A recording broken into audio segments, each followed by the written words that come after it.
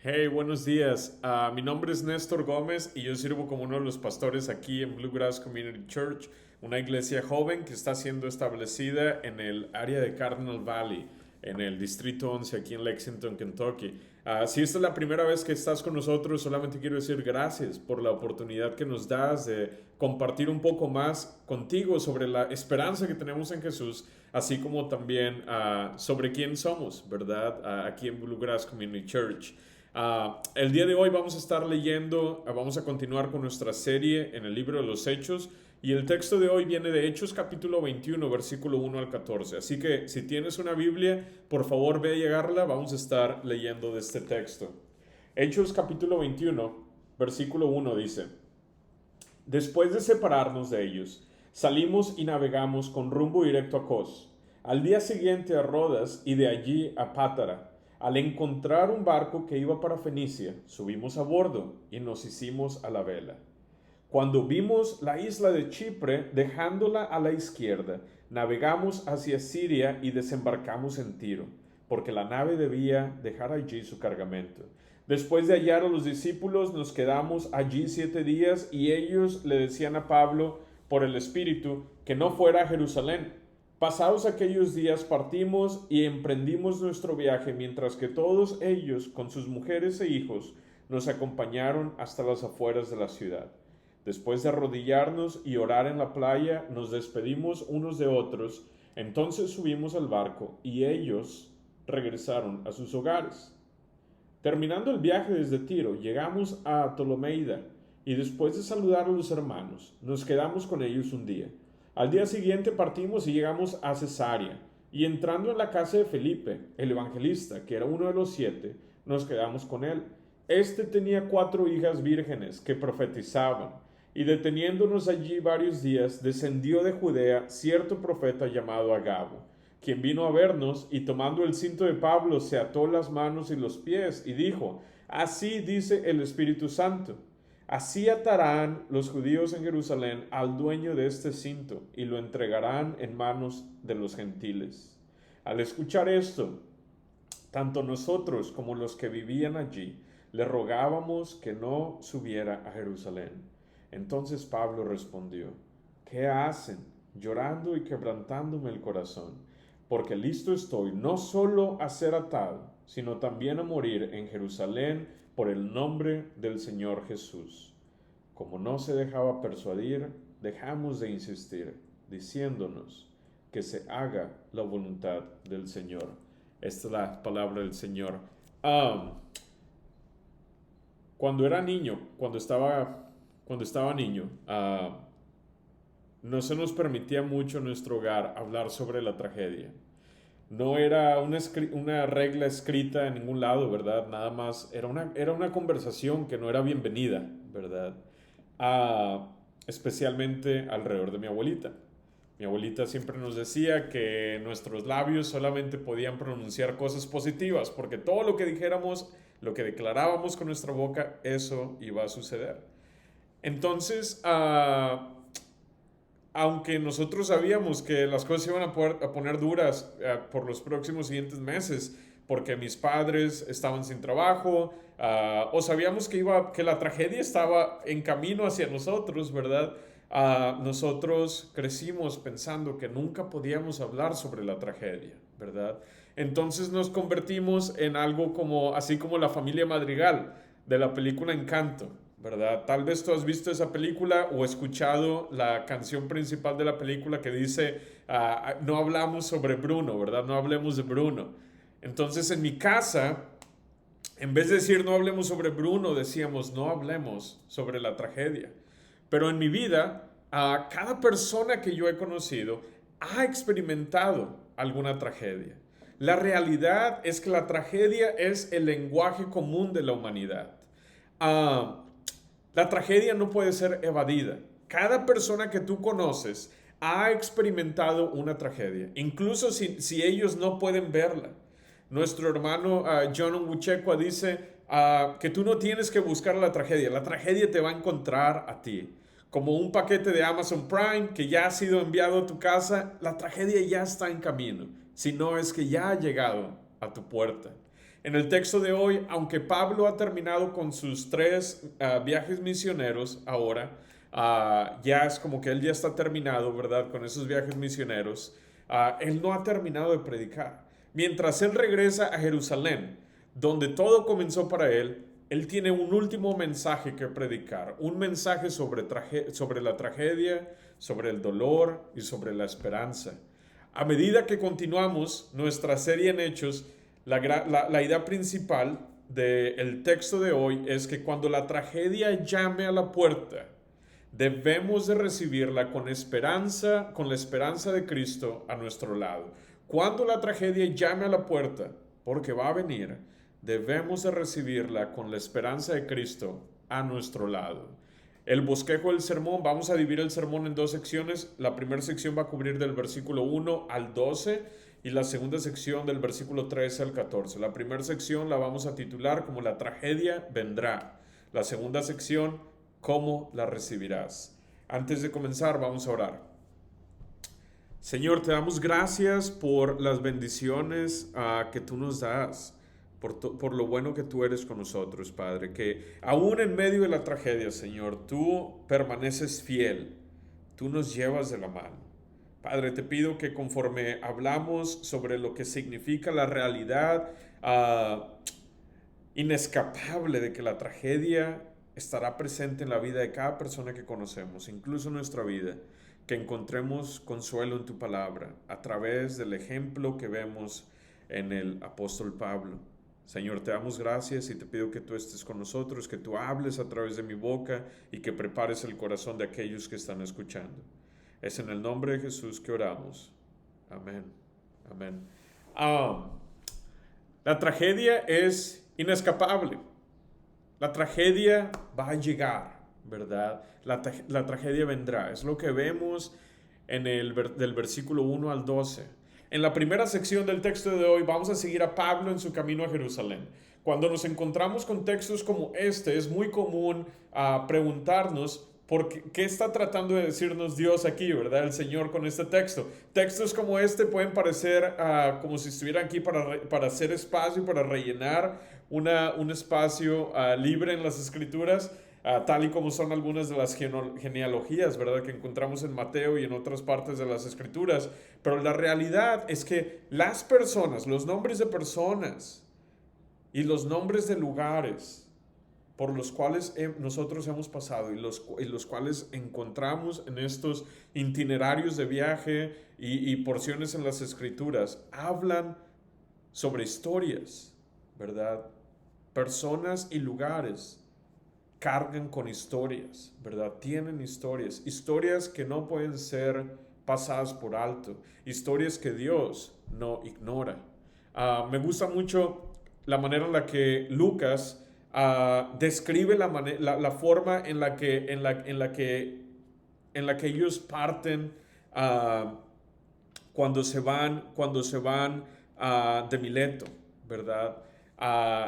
Él dice en el versículo 1, después de separarnos de ellos, en la versión en inglés, ¿verdad?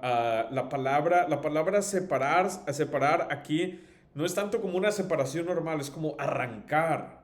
Eso en el lenguaje original, eso es lo que quiere decir. Es después de que fuimos arrancados de ellos, ¿verdad? Después de que fuimos arrancados de los ancianos de Éfeso, ¿verdad? Él dice en el primer versículo.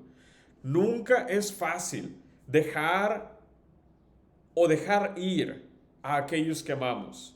Lo que Lucas está diciendo aquí es que Pablo y los que estaban con él fueron arrancados de entre los ancianos de Éfeso por medio de algo que podríamos equivaler con violencia.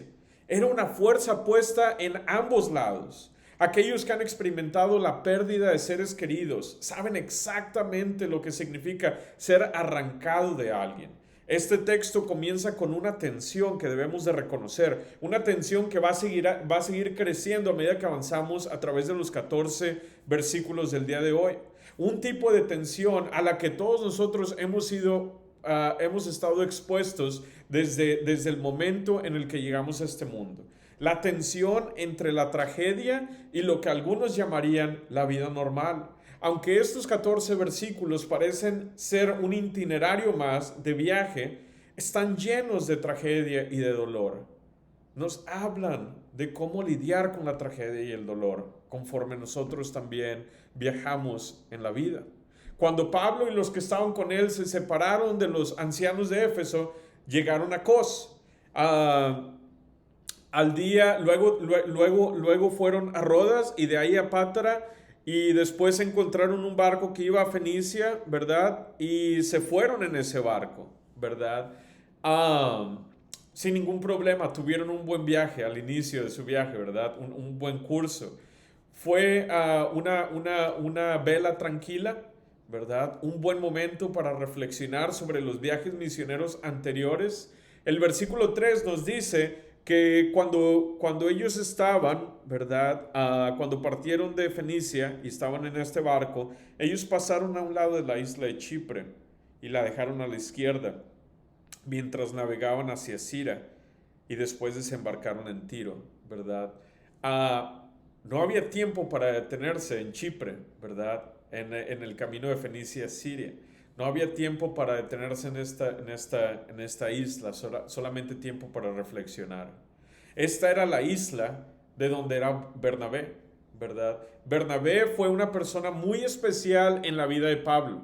Quizás por eso Lucas menciona que pasaron por esta isla, la isla de Chipre, ¿verdad? Después de que Pablo, el ex asesino de cristianos, antes de que él conociera a Jesús en el camino a Damasco, ¿verdad? Nadie creía en él, excepto un hombre. Había solamente un hombre que creyó en Pablo y en su conversión.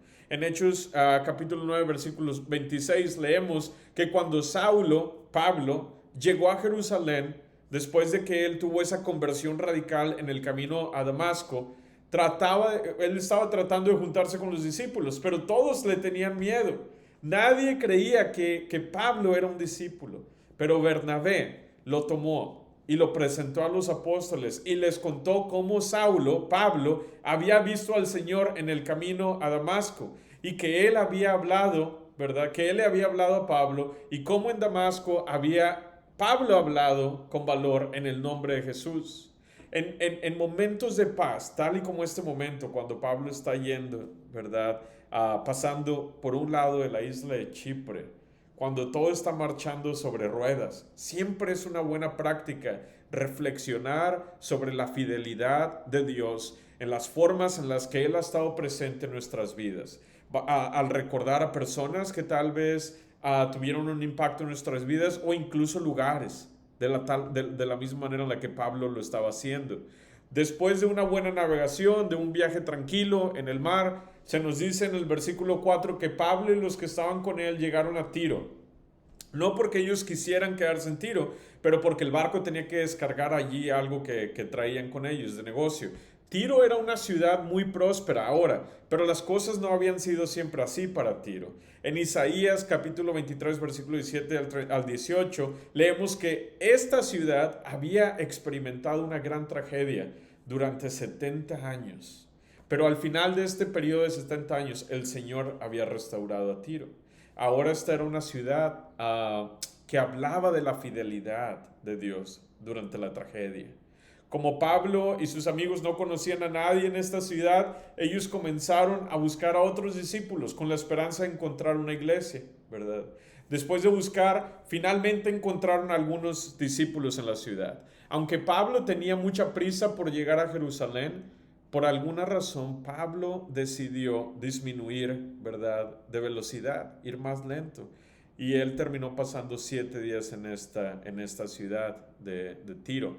Tal vez habían llegado allí durante el comienzo de la semana y decidieron quedarse toda una semana para poder ir a la iglesia con ellos durante el día del Señor, ¿verdad? Es una idea, pero aquí lo que sí sabemos es que Pablo fue recibido con mucha hospitalidad, con mucho amor, pero también con noticias trágicas. En el versículo 4 leemos que a través del Espíritu, estos discípulos le dijeron a Pablo que no fuera a Jerusalén, los discípulos en Tiro.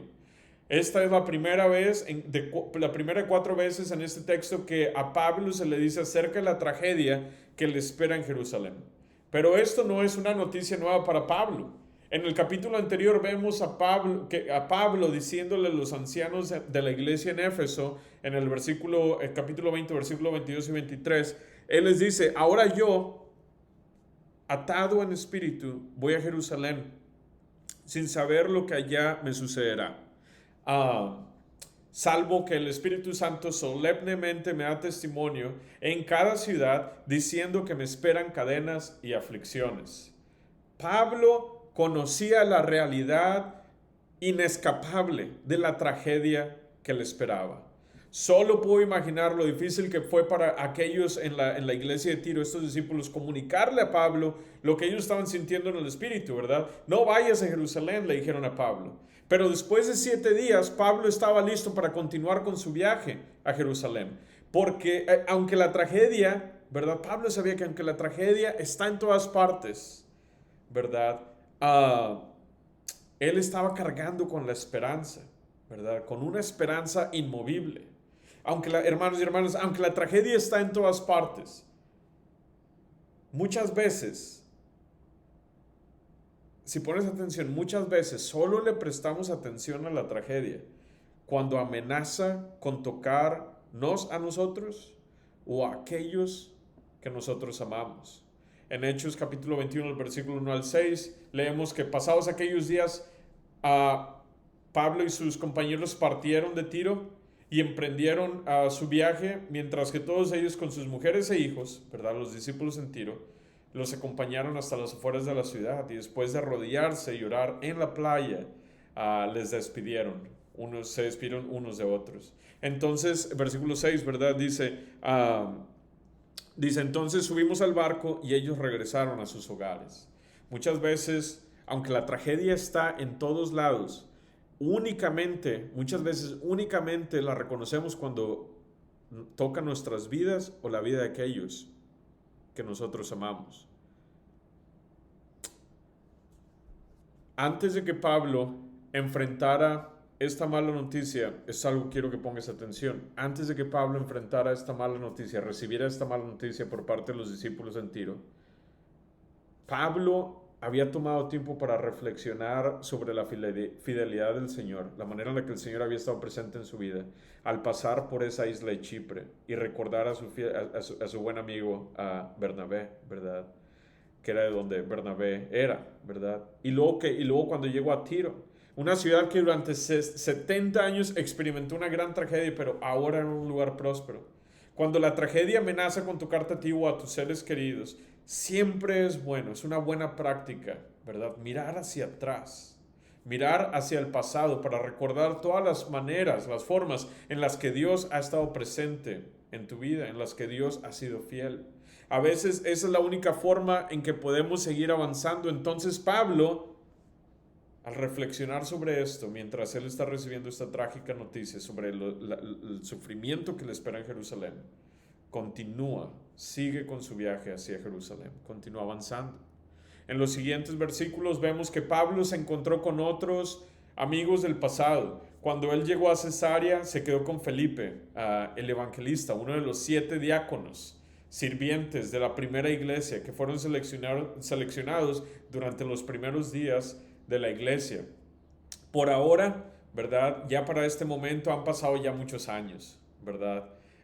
Es bueno ver cómo Dios ha bendecido a este hombre, a este diácono, a este sirviente fiel de la iglesia, con un hogar y con una familia, ¿verdad? Con sus hijas. La Biblia nos dice, este texto nos dice que tenía 4 hijas que profetizaban, ¿verdad? Que estaban entregadas al Señor.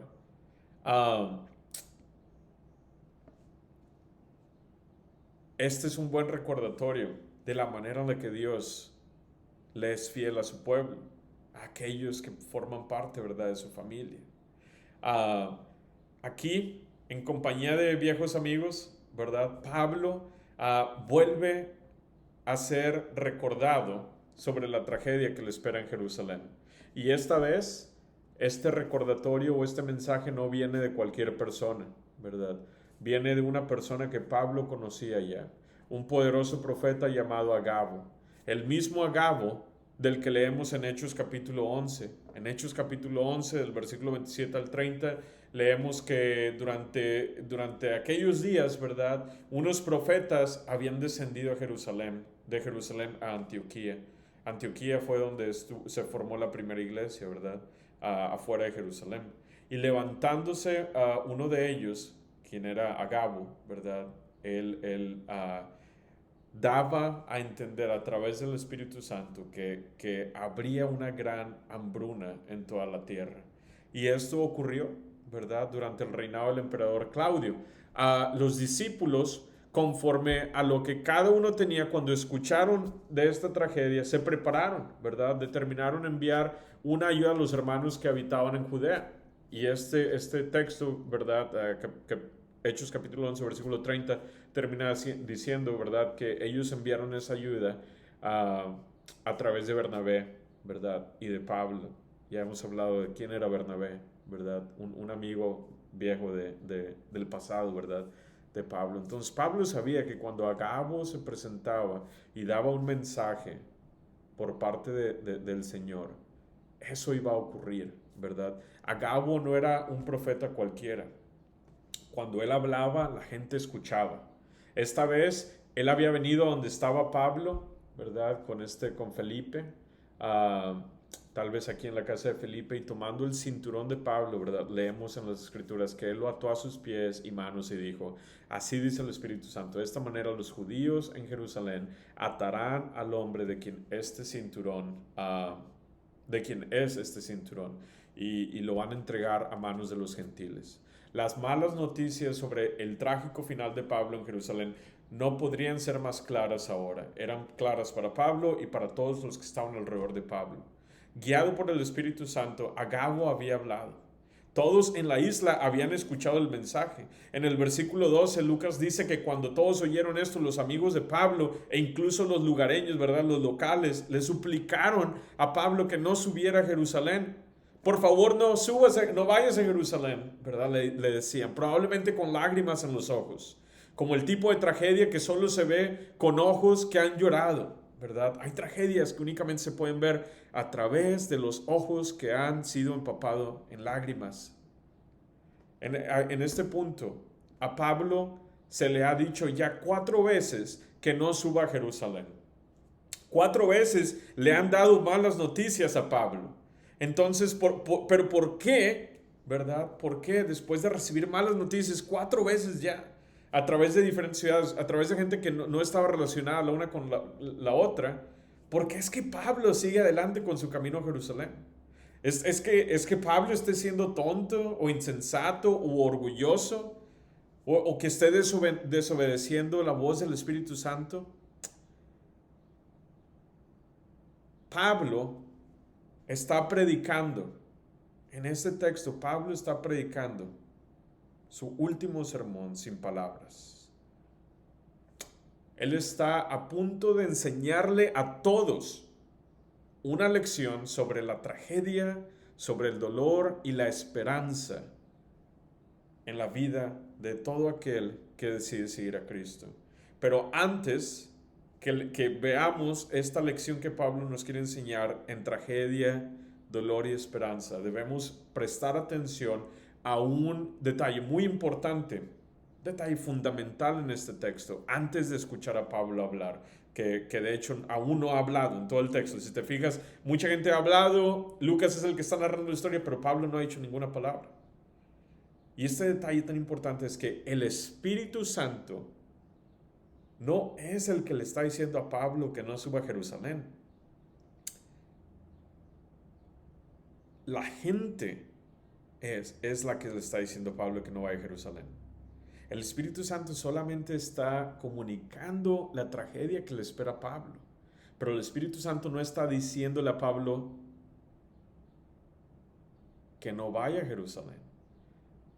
Las personas en este texto que están escuchando lo que el Espíritu Santo está diciendo, están pidiéndole a Pablo que no vaya, porque muchas veces es la manera con la que lidiamos con tragedia. Tratamos de evadirla o tratamos de ignorarla, ¿verdad? En estos 4 casos, cuando la gente se ha enfrentado a la dura realidad de que la tragedia sobre la tragedia que le espera a Pablo en Jerusalén, su reacción natural ha sido evitarla a toda costa, rogándole a Pablo que no vaya a esta ciudad. Pero Pablo sabía que la tragedia era una realidad inevitable, que tendría que enfrentarla. Pablo sabía que la tragedia siempre está en todas partes y que nadie está exento de ella. Si la tragedia aún no ha llegado a tu puerta, está en camino a ella. Tal y como un paquete, ¿verdad?, de Amazon Prime que ha sido enviado en la noche. Si la tragedia aún no ha llegado a tu puerta, ¿verdad?, está en camino a ella. Esa es la realidad. Y es una realidad que muchas veces no queremos, de la cual no queremos hablar. Entonces, si esto es una realidad que Pablo nos está enseñando, ¿verdad?, ¿cómo la debemos de recibir? ¿Cómo debemos de recibir a la tragedia cuando venga a tocar a nuestra puerta? En el versículo 13, Pablo habla por primera vez. Las primeras palabras que dice Pablo después de escuchar las noticias sobre esta tragedia, ¿verdad? Y en el versículo 13, Pablo dice: entonces Pablo respondió: ¿qué hacen llorando y quebrantándome el corazón? Porque listo estoy no solo para ser atado, sino también a morir en Jerusalén por el nombre del Señor Jesús.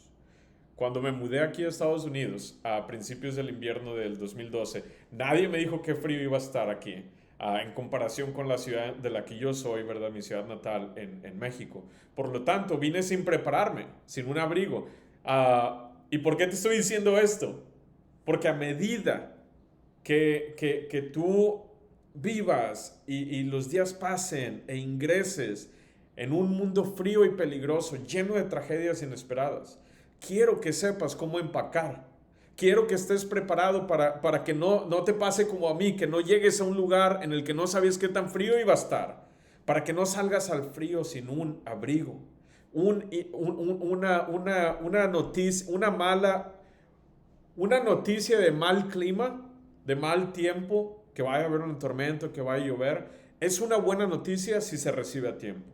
Un mal diagnóstico es una buena noticia si lo recibes a tiempo.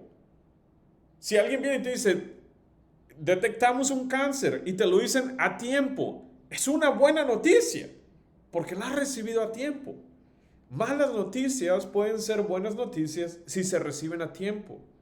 Pablo sabía que la tragedia era inevitable. Cuando otros vieron lo que el Espíritu Santo estaba diciendo, comunicando como malas noticias, Pablo lo vio como buenas noticias. ¿Por qué? Porque ahora él iba a poder prepararse para enfrentar una tragedia inescapable, inevitable, para estar preparado y enfrentarla con esperanza. Mientras él estaba recorriendo todas estas ciudades, había tomado tiempo para reflexionar sobre la fidelidad de Dios. Así que ahora Pablo no solo estaba listo para ser atado, sino también para morir en Jerusalén, en el nombre del Señor, a manos de los gentiles, las personas a las cuales él había sido enviado a compartir el evangelio. Cuando leo estos versículos, no puedo evitar pensar en nuestro Señor Jesús. Tal y como el Espíritu de Dios había llevado a Jesús a Jerusalén, el Espíritu también estaba guiando a Pablo a Jerusalén. Hermanos y hermanas, el Espíritu siempre conduce a todos los seguidores de Jesús a Jerusalén. Y como tú y yo sabemos, el camino a Jerusalén es un camino que está marcado por una gran tragedia. En Mateo 16, versículo 24 y 25, leemos, ¿verdad?, que Jesús le dijo a sus discípulos: si alguien quiere venir en pos de mí, niéguese a sí mismo, tome su cruz y que me siga. Porque el que quiera salvar su vida la va a perder, pero el que pierda su vida por causa mía la va a hallar. En el camino a Jerusalén, no solo nos vamos a enfrentar a la tragedia, Jesús dice que vamos a ser sumergidos en la tragedia, en el dolor. Mientras Jesús caminaba hacia Jerusalén y cargaba su cruz, él estaba siendo sumergido en un dolor insoportable. En la vida, mientras caminemos hacia la nueva Jerusalén, también vamos a estar inmersos, vamos a ser inmersos en dolor, en tragedia. Así que no te sorprendas cuando la tragedia venga a tocar a tu puerta. Es una realidad inescapable. La gente a menudo me pregunta, ¿cuál es la mejor manera de aprender español, de aprender otro idioma o inglés? ¿Verdad? La mejor manera de aprender otro idioma es por inmersión. No hay mejor manera. Punto. Yo te digo esto como alguien que ha ido a través de ese proceso de inmersión en un segundo idioma, ¿verdad? Es un proceso que es humillante, es lento y doloroso. Cuando me mudé aquí a los Estados Unidos, cuando me moví aquí, mis primeros y mejores profesores de inglés eran niños. No hay nada más humillante y humilde que aprender de un niño, ¿verdad? Me tomó años entender a los demás. Fue un proceso muy lento y fue doloroso porque nada es más doloroso, nada es peor que saber que nadie te puede entender, ¿verdad?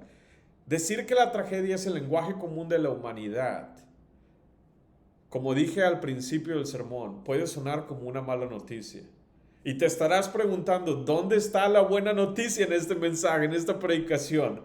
Pero el hecho de que sepas que la tragedia se avecina, que está en camino a ti, si no es que ya te ha llegado, y que la tragedia no discrimina, toca a viejos y a jóvenes, a hombres, a mujeres, a creyentes y no creyentes.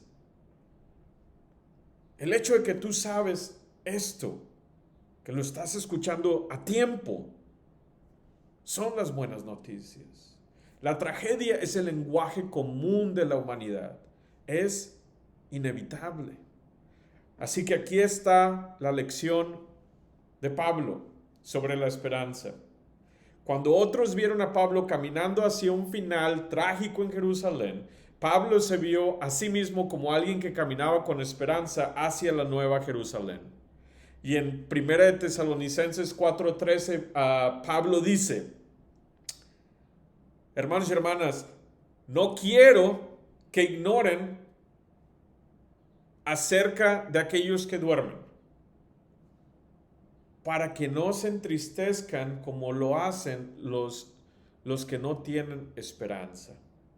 ¿Verdad? ¿Qué nos está diciendo Pablo aquí? La esperanza a la que se refiere Pablo en este versículo es la esperanza de la futura resurrección. Lo que Pablo está diciendo aquí es que no está diciendo, hermanos, no quiero que sufran o que se entristezcan. No, tú te vas a entristecer y vas a sufrir porque esa es la realidad de esta vida, del mundo en el que vivimos, un mundo caído. Lo que Pablo está diciendo aquí es que cuando la tragedia venga a tu vida, tú vas a tener dos opciones. Vas a poder enfrentarla con esperanza o sin esperanza. Pero todos se van a enfrentar a la tragedia. Y la esperanza que Pablo tenía, de la cual él habla en 1 de Tesalonicenses, capítulo 4, versículo 13, ¿verdad? Es la esperanza de la resurrección de todo aquel que se arrepintió y puso su esperanza en Jesús. Así como la esperanza de la nueva Jerusalén. Ese es el lugar que Dios está construyendo para nosotros, ¿verdad? Es por eso que Pablo no se dejó persuadir. ¿Cómo se iba a dejar persuadir ante tal realidad? De que la tragedia es inevitable, pero él la iba a enfrentar con la esperanza de Jesús por un lado de él. Esa esperanza que habla de la resurrección de nuestros cuerpos, de la nueva Jerusalén. Es el lugar que Dios está preparando para ti y para mí, ¿verdad? ¿Tú te dejarás persuadir? ¿Te dejarás persuadir por eso? De esta manera, con lágrimas en los ojos y un corazón afligido, Pablo sigue avanzando hacia Jerusalén. Su preciosa nueva Jerusalén, ¿verdad? El versículo 14 dice, Lucas dice, como no se dejaba persuadir, bueno, pues ya le dijimos, dejamos de insistir y dijimos que se haga la voluntad del Señor, ¿verdad? Pablo va a ir a Jerusalén. Hermanos y hermanos, cuando la tragedia toque a tu puerta, ¿la vas a recibir con esperanza o sin esperanza? Hay dos tipos de personas en el mundo. Aquellos que están yendo a través del dolor y la tragedia con esperanza y aquellos que están yendo a través del dolor y la tragedia sin esperanza. en su camino a Jerusalén, Pablo nos enseñó que la tragedia es inevitable y que el camino a Jerusalén requiere que estemos sumergidos en la tragedia. También nos enseñó que cuando llegue la tragedia, no debemos de ignorarla. Como dice la canción de Encanto, ¿verdad? No, aquí no hablamos sobre Bruno. No debemos de evitarla, sino que debemos de saludarla con la esperanza de Cristo a nuestro lado, no diciendo nada más, excepto, hágase la voluntad del Señor.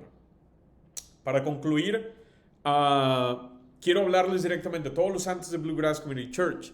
Sé que han pasado por muchas tragedias en los últimos años. A veces se siente como que estamos siendo sumergidos un poquito más de lo que deberíamos en tragedia, ¿verdad? Sé que muchas veces, mientras hemos llorado y lamentado juntos las formas en las que la tragedia nos ha golpeado, hemos sentido la tentación de evitar hablar sobre las partes oscuras de nuestras vidas, de nuestras historias. A veces hemos tratado de acercarnos a la tragedia de nuestras vidas mirando solo el lado positivo. Pero al concluir con el sermón de hoy, me gustaría invitarte a lamentar, nada más a lamentar, a llorar y a reflexionar sobre los lugares y las personas que han sido parte de tu historia, ¿verdad? Sin tratar de arreglar nada, ni decir, no debí haber hecho esto o el otro, sin darte consejos, ¿verdad? De qué pudiste haber hecho diferente o pensar en las cosas que pudiste haber cambiado. Solamente lamentar, pero esta vez lamentar, ¿verdad? Lamentar juntos con los ojos fijos en nuestra esperanza en Jesús, ¿verdad? La esperanza de nuestra futura resurrección con Él y de la nueva Jerusalén.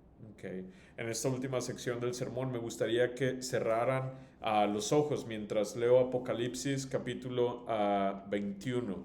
Apocalipsis capítulo 21 es un texto al cual yo voy frecuentemente cuando me siento desesperanzado, ¿verdad? Cuando la vida es dura, ¿verdad? Y mientras estoy leyendo esto, me gustaría que cerraras tus ojos y imagines esta ciudad, ¿verdad? Esta esperanza futura que Pablo tenía. Dice, entonces vi un cielo nuevo y una tierra nueva, porque el primer cielo y la primera tierra pasaron, y el mar ya no existe. Y vi la ciudad santa, la nueva Jerusalén, que descendía del cielo, de Dios, preparada como una novia ataviada para su esposo. Entonces oí una gran voz que decía desde el trono, el tabernáculo de Dios está entre los hombres, y Él habitará entre ellos. Y ellos serán su pueblo, y Dios mismo estará entre ellos. Él enjuagará toda lágrima de sus ojos, y ya no habrá muerte, ni habrá más duelo, ni clamor, ni dolor, porque las primeras cosas han pasado. El que está sentado en el trono dijo, yo hago nuevas todas las cosas. Y añadió, escribe, porque estas palabras son fieles y verdaderas. También me dijo, hecho está, yo soy el alfa y el omega, el principio y el fin. Al que tiene sed, yo le daré gratuitamente de la fuente del agua de la vida. El vencedor heredará estas cosas, y yo seré su Dios, y él será mi hijo. Pero los cobardes, incrédulos, abominables, asesinos, inmorales, hechiceros, idólatras y todos los mentirosos tendrán su herencia en el lago que arde con fuego y azufre, que es la muerte segunda. Vino uno de los 7 ángeles que tenían las 7 copas llenas de las últimas 7 plagas y habló conmigo, diciendo, ven, te voy a mostrar la novia, la esposa del Cordero.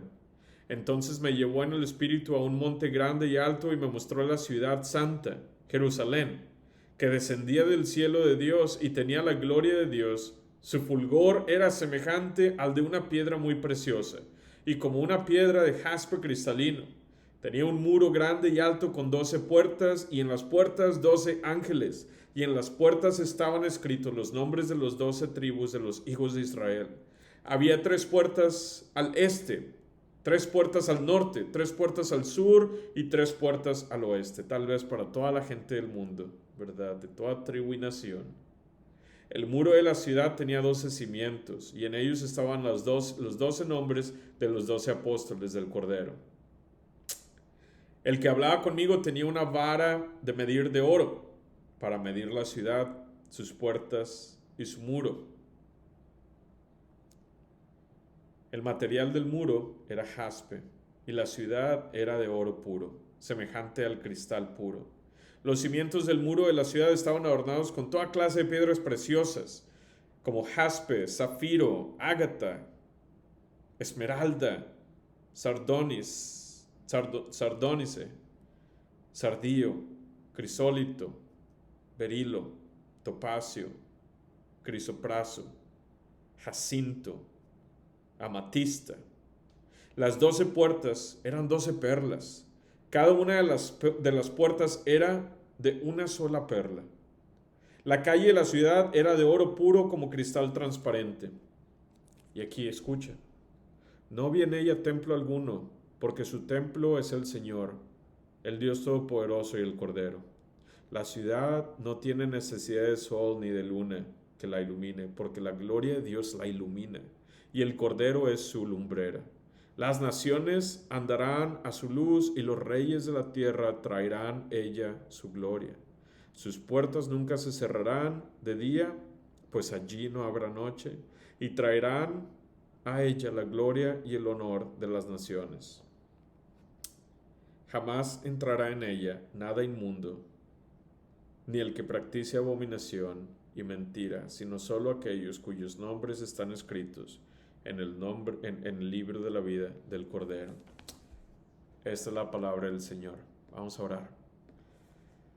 Padre, te damos gracias por tus bendiciones, te damos gracias por tu palabra, gracias por las buenas noticias del Evangelio. Gracias porque sabemos que a medida que enfrentemos la tragedia de nuestras vidas y el dolor que nos ha pegado tan duro de muchas formas, ahora sabemos que podemos poner nuestra esperanza en Jesús, que es la mejor manera en la que podemos enfrentar la tragedia de nuestras vidas es con la esperanza de Jesús a nuestro lado. Esa esperanza en la futura resurrección y en la nueva Jerusalén. Así como Pablo estaba en camino a Jerusalén, nosotros también estamos en camino a Jerusalén. Así como para Pablo la tragedia era una realidad inminente, para nosotros también la tragedia es una realidad inminente.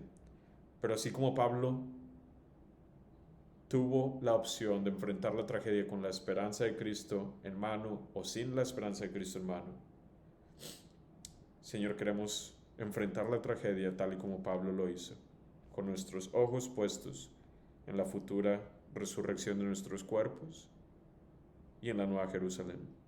Es en el nombre de Jesús que oramos. Amén. Amén.